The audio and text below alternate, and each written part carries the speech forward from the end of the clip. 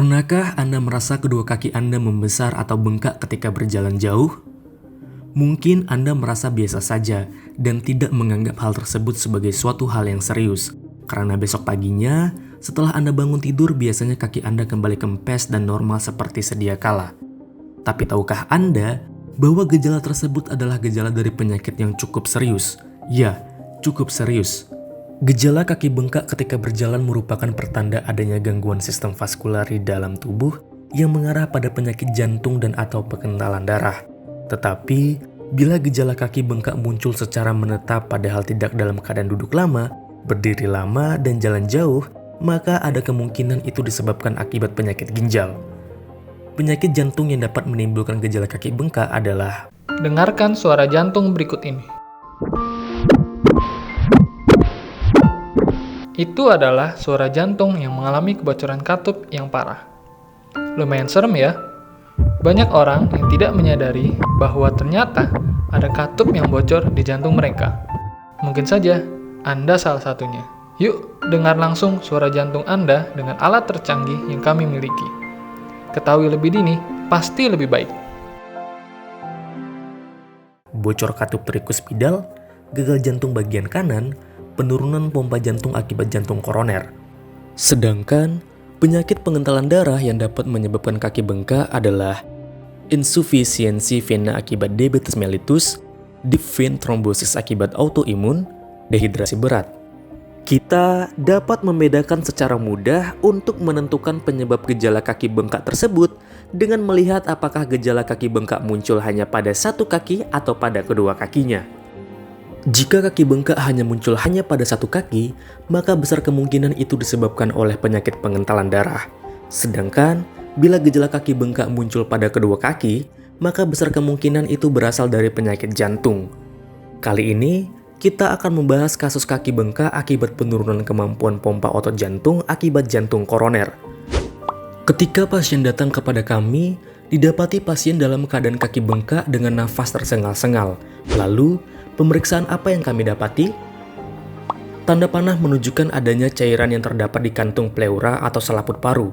Lalu, bagaimanakah gerakan otot jantungnya? Tanda panah pada bagian 1, 5, dan 6 menunjukkan bahwa gerakan jantung tersebut mengalami kelemahan, sehingga tidak mampu melakukan kontraksi jantung.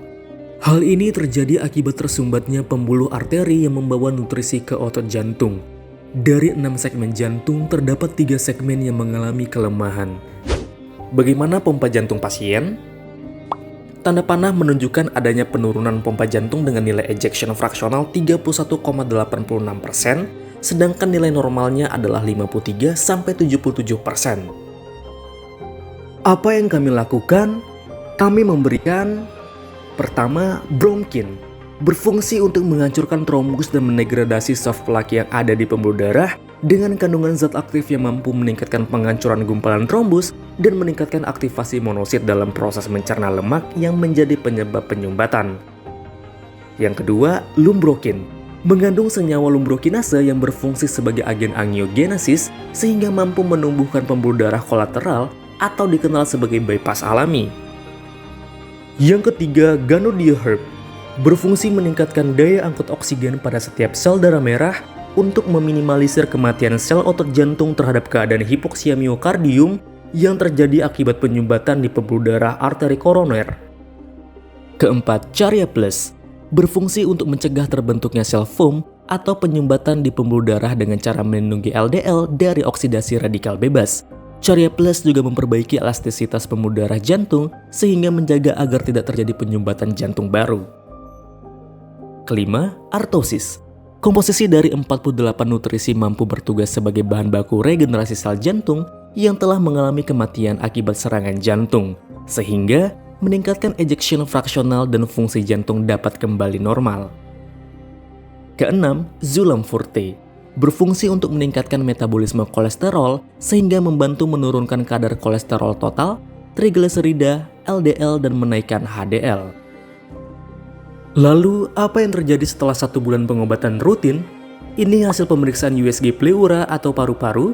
Tidak didapati gambaran hipoehoik sebagai tanda tidak adanya cairan dalam kantung pleura. Tampak tanda panah pada bagian 1, 5, dan 6 yang semula mengalami kelemahan berhasil menjadi normal kembali. Seluruh bagian jantung dapat berkontraksi dengan baik. Hal ini menandakan bahwa telah terjadi perbaikan mikrosirkulasi yang luar biasa pada seluruh bagian jantung. Yang awalnya terdapat 3 segmen dari 6 segmen yang mengalami kelemahan, kini seluruh 6 segmen dapat berkontraksi dengan kuat.